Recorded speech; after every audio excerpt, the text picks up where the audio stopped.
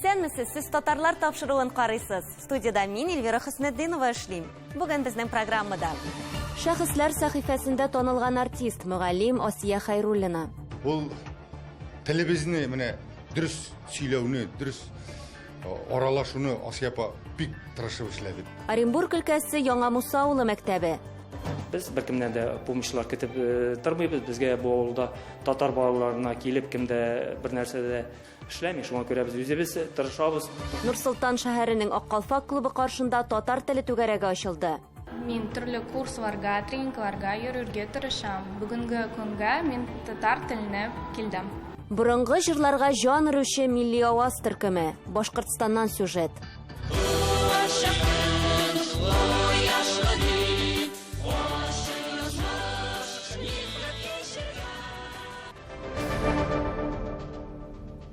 Ул бөтен татар театры дөньясын дер селкеткән актриса иде. Соңрак алыштыргысыз сәхнә теле укытучысы булды.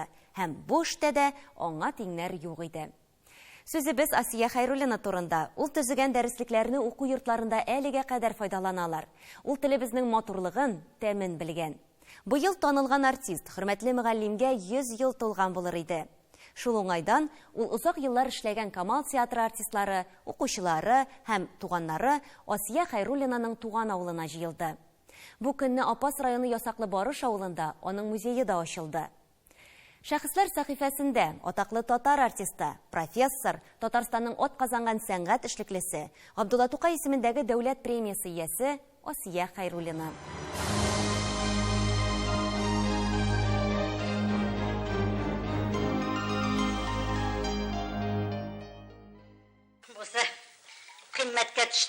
Уйнаганда ут чәчә торган артистка була ул. Никадәр көч, темперамент аның образларында. Бетерчек кебек кенә Асия Хайруллина бөтен татар тамашачысын үзенә карата. Туганда ул кичкенә булып туган. Әнисе аңарга әйткән инде, мин алабута ырлыгын төеп, ын ясап, шулай итеп мин сине ачлыктан саклап калдым. Ул вакытта туган 21 елда туган балалардан, кызлардан син һәм Шәйхулла исемле бер ир бала исән калды дип.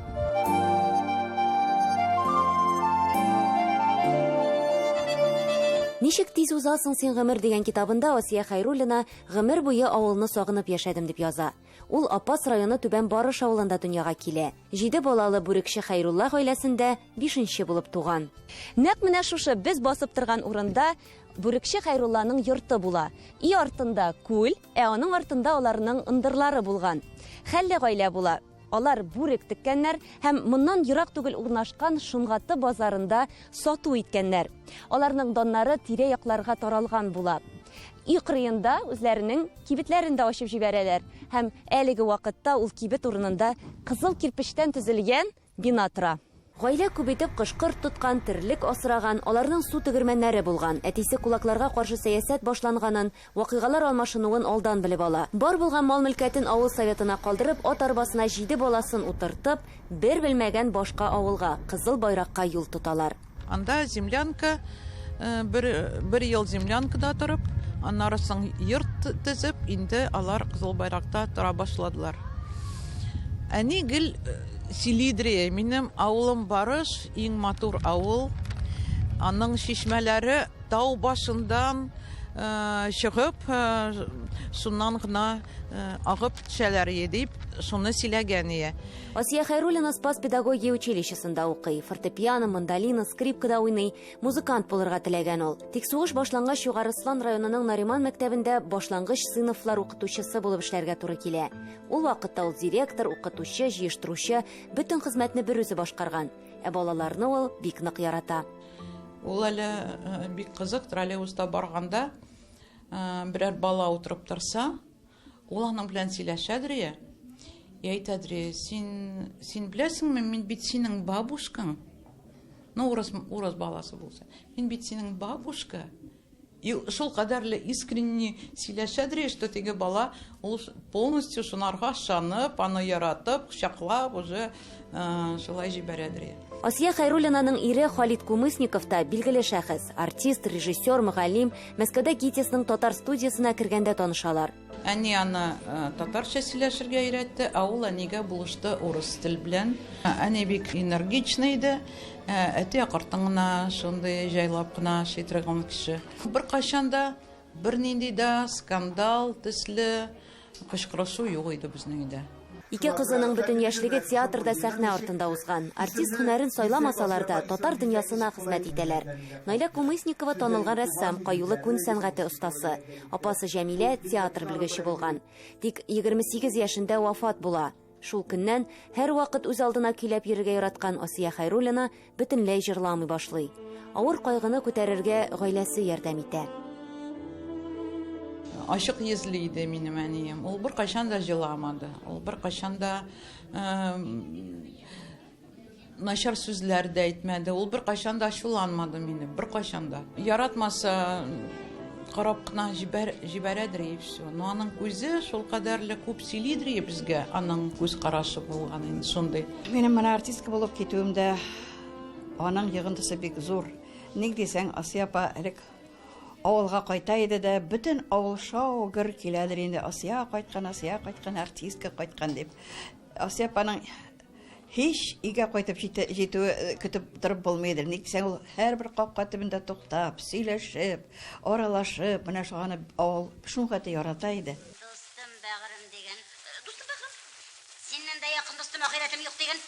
Җилкәнсезләр спектаклендәге Рөкыя татар театр сәнгатендә классик образлар рәтендә. Бу роле өчен Асия Хәйруллина 1958 елда иң беренчеләрдән булып Габдулла Тукай исемендәге премияны ала. Ул киң диапазонлы актриса, теләсә кайсы рольне җиренә җиткереп башкара. Әйтик, Мостай Кәримнең Кыз урлау спектаклендә 3 төрле характер тудырган. Кәрим Тинчуринның Зәңгәршәлендә дә ишан хатыны, кыз һәм малай рольләрен бер юлы башкарып, барысында таң калдыра. Татар дәүләт академия театрында 22 ел хезмәт иткән. Үзенә күрә бер амплуасы, шундый сүз бар, ул малайларны, аның бер дистәләгән малае бар спектакльләрдә, 60лап роль уйнаган ул. Шул малайлар, алар бер-берсенә ошамаган искиткеч осталар. Аннан соң аның кызлары, яшь кыз балаларны да уйнады. Аннан инде ул әбиләрне гаҗәеп кызык, минем күз алдымда бик күп кенә спектакльләрендә күреп калдым. Миркәй белән Айсылуда ул явыз карчыкны уйнады. Менә нинди образ, нинди персонажны бирерсә, шуңа ышандыра алайды. Аның бөтен күзәнәге шушы образда иде. Андагы тавыш, андагы дикция, андагы балкып янып торган күзләр, ул сәхнәдән китеп әлбәттә театр зур талантны югалтты. Асия Хәйруллина иң кызып уйнаган чорында Академия театрынан тагын да игелекле эшкә китә. Театр училищесында укучыларга сөйләм теле өйрәтә башлый. Анда ул 75 яшенә кадәр эшли. Бөтен җанын биреп хезмәт куя һәм башкалардан да шуны таләп итә. Асия апа безнең бик кырыс кеше иде. Без аңардан бик курка идек. Аның теле бик мотор, бик әче иде. Ул бөтен сүзне дөрес әйтә сиңа, артыңа сөйләп йөрми ул. Менә шундый туры кеше, кырыс кеше иде ул. Әмма ләкин без аңардан курыксак та, без аны бик ярата идек. Менә шул безнең өчен тырышканы өчен ярата идек без аны. Профессионал булган өчен ярата идек. Менә мәсәлән, мин рус мәктәбен тәмамлагач, мин телне шулкадәр начар белдем. Минем теләгем бик каты иде, училищеда укырга минем теләгем бик зур иде. Һәм дә училищены минем укып бетерүемнең менә шул ярдәмчесе, зур ярдәмчесе дип әйтәм мин, Асия апа булды. Ул безнең менә телгә шул кадәр күп телне өйрәнүгә шул кадәр күп көч куйды. Үз көчен жәлләмәде бер кайчанда. Айрым калып, безнең менә индивидуаль дәресләрбез, мәсәлән, анда яртышар сәгать кенә индивидуаль дәрескә бирелсә, безнең белән 2 сәгать утыра иде. Менә мин 2нче курска килдем. Марсель мине колымнан тотып Асия апа каршына китерде. Асия ханым, менә бу җегетнең телендә мишәрлек бар, моны бетерергә кирәк ди. Мин Асия апага шул кадәр рәхмәтле, тырышып эшләде, ярдәм итте. Ул теге була бит кешеләр, менә мин үзем әзрәк ни булса ачуланырга тотынам. Асия апа ул ничектер менә таләп итә сине. Менә булайрак ди, шундый ярдәмчел кеше. Бер яктан гап-гади. Аны әниең кебек күрәсең.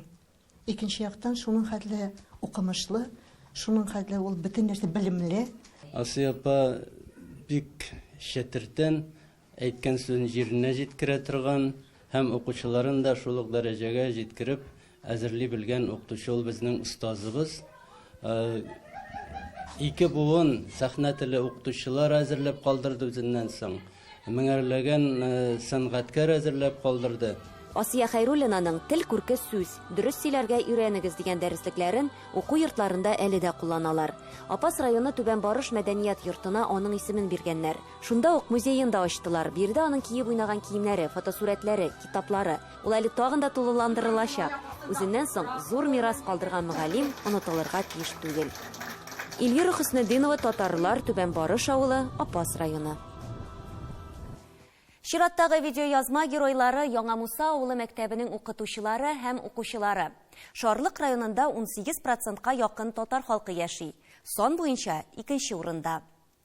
Соңгы халык санын алу мәгълүматларына караганда, Яңа Муса авылында 900 кеше гомер итә. Авыл халкы татар теле сагында. Мәктәптә татар теле фән буларак керә, экскурсияләр музейда туган телдә сөйләнә. Бу биредә гомер итүче актив милләттәшләр тырышлыгына бәйле.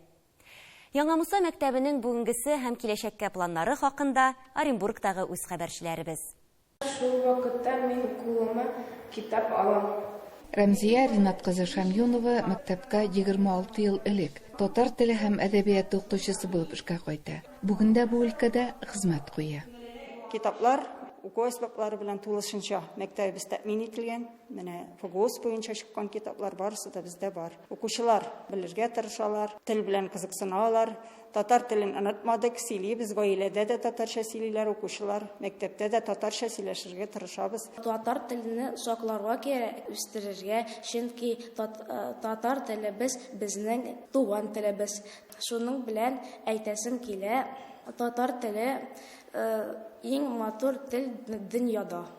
Мәктәп матур әдәбият белән тәэмин ителгән, укучылары да сынатмый. Татар теле буенча үткәрелгән олимпиадаларда алар җиңүчеләр рәтендә. Оренбург шәһәрендә региональ этапта, шулай ук межрегиональ этапка барып та урыннар алып кайта укучыларыбыз. Телне белергә тырышабыз һәм сакларга тырышабыз. Кызганычка каршы сәгатьләр саны әз дип уйлыйм. Ярты сәгать әдәбият, ярты сәгать татар теле.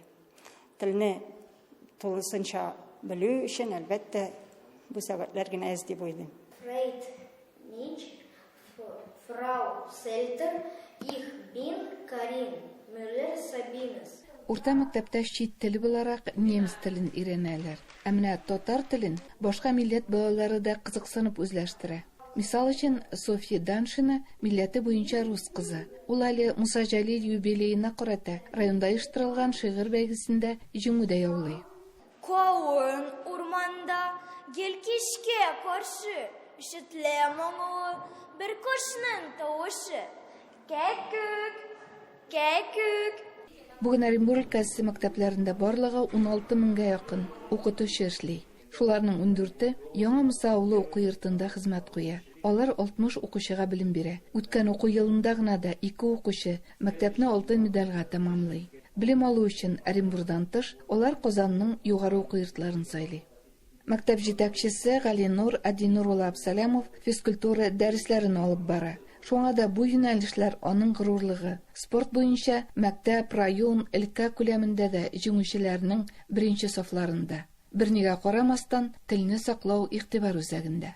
Biz беркемнән дә помощьлар көтеп тормыйбыз. Безгә бу авылда татар балаларына килеп кемдә бер нәрсәдә эшләми. Шуңа күрә без үзебез тырышабыз ул культураны развивать итәргә. Быел вот по точке роста у нас театр тырышабыз ачып ибәрергә.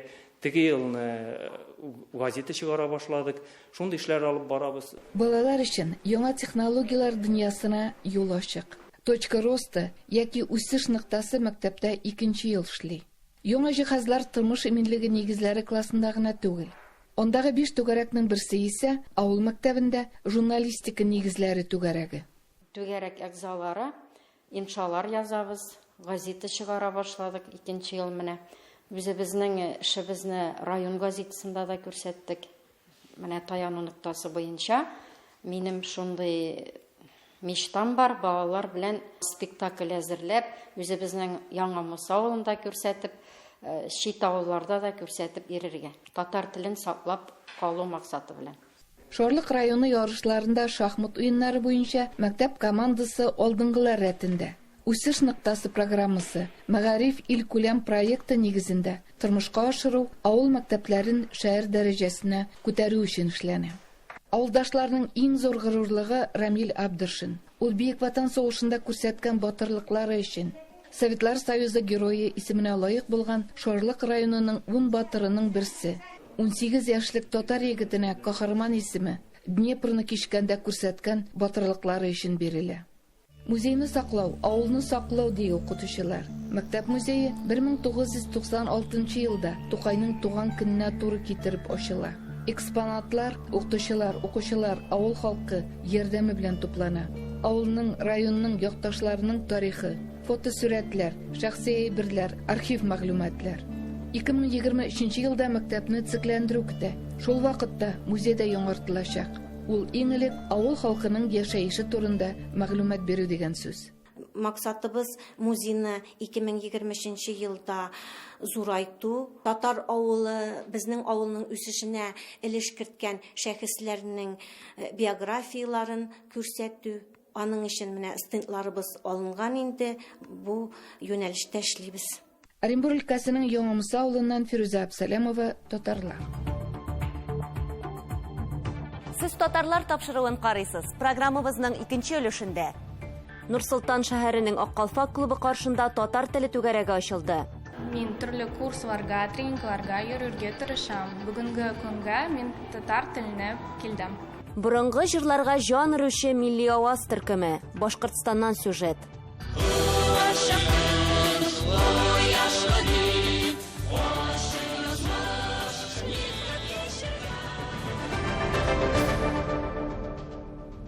Туган телне саклау һәр халыкның төп максатларыннан берсе.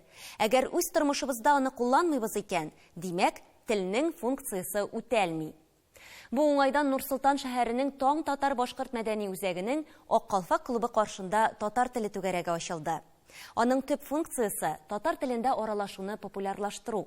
Биредә көнкүреш темалары турында фикер алышканда сүзлек запасын тулыландырырга, шулай ук грамматик кагыйдәләр белән танышырга да мөмкин. Түгәрәкнең беренче утырышында Казакстандагы үз хәбәрчебез Әдилә Төхбәтова да булды. Хәерле көн дигән туры инде ул, анысы да исемдә шулай. Яхшымысы дигәнне дә ишеткәнебез бар, яхшымысы дип. Татар теле түгәрәге Казакстан башкаласында яшәүче ватандашларыбыз өчен бик көтеп алынган вакыйга. Чөнки балаларны туган телгә өйрәтү өчен мәктәп бар, ә өлкәннәр өчен курслар күптән юк иде. Туган телдә дөрес сөйләшергә өйрәнергә теләүчеләр күп булгач, Таң татар башкорт мәдәни үзәге активистларының ватандашларыбыз туган телдә аралаша алырлык урын булдыру идеясы туды. Без Казакстан җирендә яшибез. Монда безнең аралар казаклар белән аралашып яшибез. Балаларыбыз да күбесе казак мәктәпләрендә укый. Мин шул менә казак теле белән татар телен чагыштырмача рәвештә әзрәк өйрәтмәкче булам. Безнең бит сүзләребезнең нигезе бер үк. Диалект дип әйтергә дә була. Булай казак мәктәпләрендә укыган кешеләргә бик җиңел булачак дип уйлыйм. Безнең шушы кружокка йөреп татар телен өйрәнү. Түгәрәкне оештыручы Гүзәл ханым әйтүенчә, очрашуның максаты татарча бик яхшы белмәгән кешеләргә сөйләм телен өйрәтү. Без бу түгәрәктә татар теленә сөйләшү теле буенча, сөйләм теле буенча әзрәк күбрәк игътибар итәрбез. Сөйләм теле булганда инде грамматикасына да игътибар итмичә булмый, язуына да. Шуңа күрә белгәнемне, үземнең белгәнемне ирештерәсем килә. Кызларга алар белән сөйләшеп, үземнең дә телемне шомартырмын. Алар да инде бер-ике чайдан сөйләшеп тә китәрләр дип уйлыйм. Төрле темаларга фикер алышу татар телендә барды. Очрашуга килүчеләр башта кыскача гына үзләре белән таныштырды. Татар телен ни өчен өйрәнергә теләүләре турында әйтте. Мин бүген татар клубка килдем. Үземнең телендә өйрәнергә, дуслар белән сөйләшергә, балалар белән сөйләшергә. Шул клубта бүген яңа сүзләр өйрәндек һәм татар җырларын җырладык. Сөйләм телен өйрәнәсе һәм сүзлек запасын тулыландыру өчен очрашуга яңарак кызыннан кайткан татар кызы 2021 халыкара конкурсының ярымфиналчысы Камиля Мансурова да кушылды. Бик матур Казахстан ягында урнашкан Нурсултан шәһәрендә яшим. Это мамарым минем Татарстан ягына килеп тоташа. Минем өчен бар нәрсә дә кызыклы. Мин төрле курсларга, тренингларга йөрергә тырышам. Бүгенге көнгә мин татар теленә килдем. Һәркем өчен ачык һәм түләүсез булачак түгәрәкнең татарча өйрәнү форматларын киләчәктә лекцияләр, экскурсиялар, татарча фильмнар карау, төрле уеннар рәвешендә оештыруда уйланыла. Әдилә Тухбатова, Татарлар, Нурсултан шәһәре, Казахстан.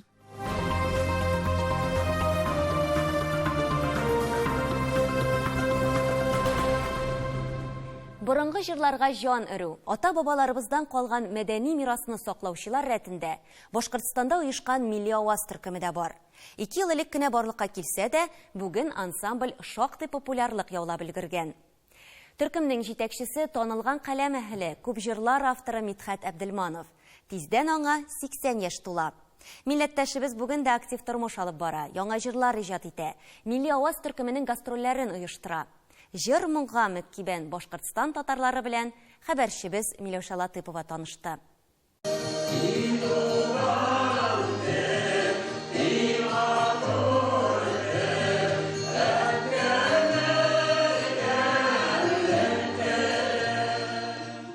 Милли аваз дип аталган вокал-хореографик төркем 2 ел элек Кырмыскал районы Бузаяз авылында оеша. Кыска вакыт эчендә татар телен, борынгы җырларны, милли йолаларны саклау белән шөгыльләнгән ансамбль популярлык яулый.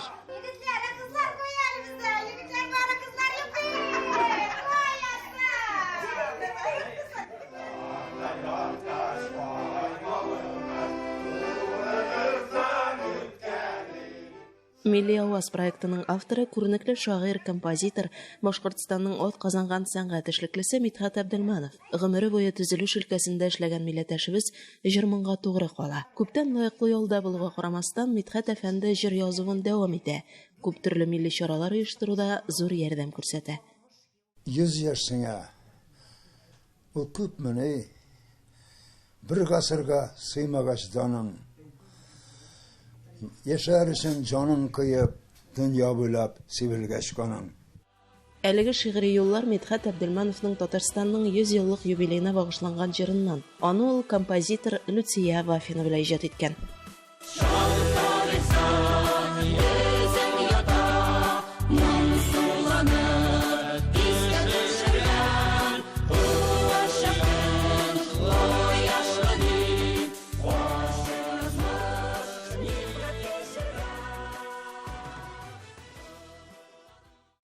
Мидхәт әфәнде сугыш җыры баласы. Нәни чагыннан ук калган моңсу хатирәләрен җырга сала ул.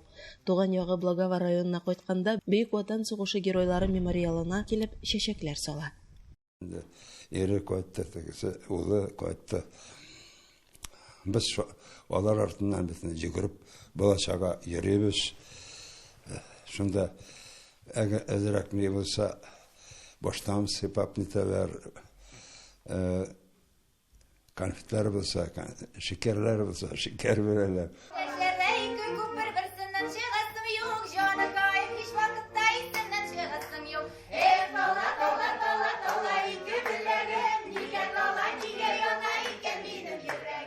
Милли аваз төркеме оешканда артистларның күпчелеген Кырмыскалы районыннан чыккан татарлар тәшкил итә. Бүген география киңәйгән. Җыр биюгә сәләтле милләттәшләребез Башкортстанның төрле районыннан җыелган. Милли аваз төрле тел байлыгы, назлы көйләр, бию хисләре, һәрбер милләт онытмасын өчен анасының бишек җырларын. Һәрбер милләткә милли аваз барча милләтләрнең татармы, башкортмы, чуашмы, удмуртмы, барысы да үз теле белән туырга тиеш бала һәм дә үз телен белергә тиеш. Барысы да бик дуслар, татулар.